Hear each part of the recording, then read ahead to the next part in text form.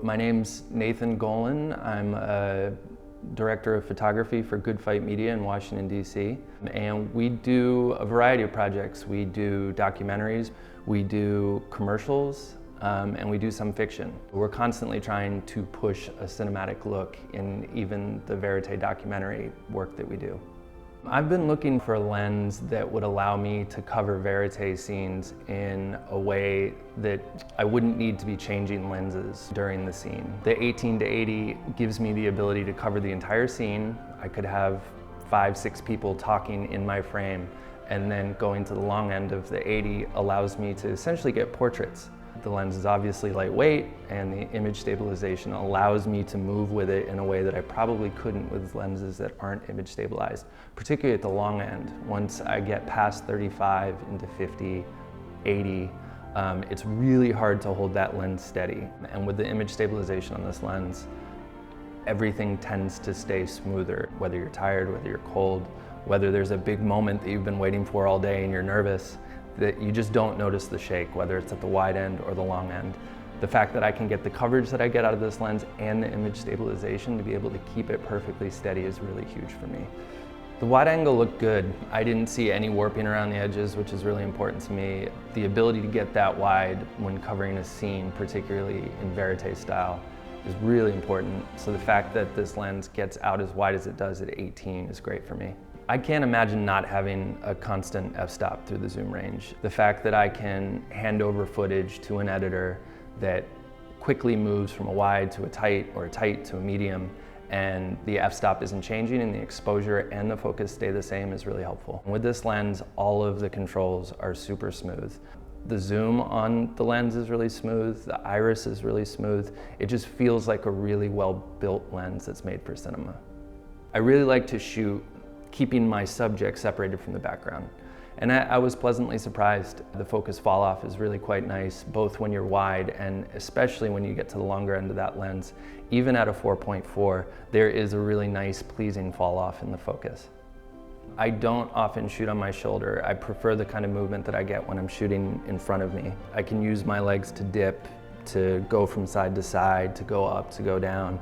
And when I'm on my shoulder, I'm a little bit more locked in. And this lens has the zoom rocker on the side, which I'm sure is fantastic for people when they're up on their shoulder. But for me, it was great that I could take it off, because then my rig gets lighter. My lens gets easier to handle when it's out in front of me. And I'm just glad Canon thought of that, to be able to put this thing on and then take it off just as easily. The focus works more similarly to the cinema lenses. So now, rather than trying to constantly feel the difference between the small turns it takes with the L series and the bigger turns it takes with the cinema lenses, these two are closer together. So I'm not missing focus as often. I know how long it's going to take for me to go from one focus point to the other. I think the tension level on the rings of the lens is just right. It's really smooth. I didn't feel any hitches. It didn't go too fast. So changing from one setting to another, whether it's my focus, whether it's my zoom, was really easy to do and hit the spot that I wanted to hit. I feel like people are going to really like this lens because it saves time from the lens changes, but it also gives you cinema quality glass in a zoom. And before, you were relying on an L series to shoot cinematic content, and now you're using a cinema lens where you have just one lens and you have 18-80. And to be able to match that with something like the Canon Cinema Primes is great for shooters that don't have a lot of help on set, particularly people who are doing documentary. You can have that 18-80 on your camera and then have maybe a 24mm prime 1.4 in your belt. So you're not carrying a lot of lenses and you have a ton of versatility in terms of both the really wide open f-stop on a cine lens for low light situations, and then when you're running and gunning, you have 18-80 at f4 image stabilized on your zoom lens. And for me, that's as much as I could ask for in those situations. I have a series coming up in rural Mexico. It's probably about a 6-7 hour drive from the closest city. We're going to need to keep our kit down so that we're not carrying a lot of gear in difficult areas. So I've spent quite some time trying to figure out exactly the right kit for this project.